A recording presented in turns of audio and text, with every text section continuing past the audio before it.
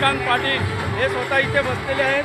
त्या निमित्ताने म्हणून मी त्यांचा आता यूट्यूब चॅनलमध्ये अभय पाठक ब्रॅकेटमध्ये शास्त्री या नावाने मी त्यांना हे केलेलं आहे.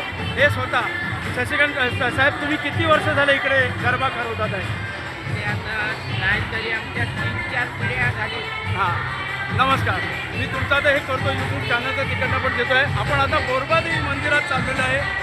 आता या मंदिरामध्ये तुमचा शशिकांत पाटील यांचा पुत्र मुलगा असलेला असेल, त्याच्याबरोबर ह्या इकडे जे पदाधिकारी आहेत प्रमोद पाटील बसलेले आहेत आपल्यासमोर आणि ट्रस्टी लोक पण काही बसलेले आहेत.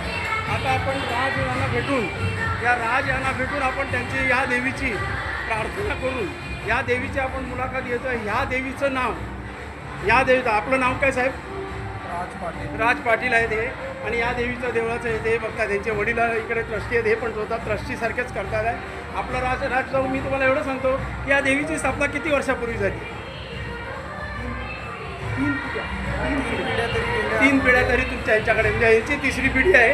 यांच्या अगोदर शशिकांत पाटील, त्यांच्या अगोदर त्यांचे वडील वसंत काका. म्हणजे पूर्वी माझे आजोबा सेक्रेटरी होते मंडळावर, आता माझे काका सेक्रेटरी आहे, वडील सल्लागार आहेत आणि आम्ही देखील मंदिराच्या काही कामकाज त्यामध्ये सहभाग घेतो.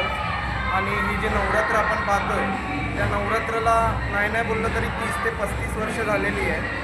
ते पण म्हणजे आमच्या आजोबांपासून चालत आलेलं कार्यक्रम आहे जो मोठ्या उत्साहात बोरबादेवी मंदिरामध्ये पार पडतो. आणि तेच वारसा आमच्या परिवाराने म्हणजे वडिलांनी काकांनी पुढे आणला आणि आम्ही देखील ते पुढे घेऊन जाण्याचा प्रयत्न. नमस्कार. आता ही जी देवी आपली आहे, हिला या देवीचं नाव आहे बोरबादेवी मंदिर देवी म्हणून आहे.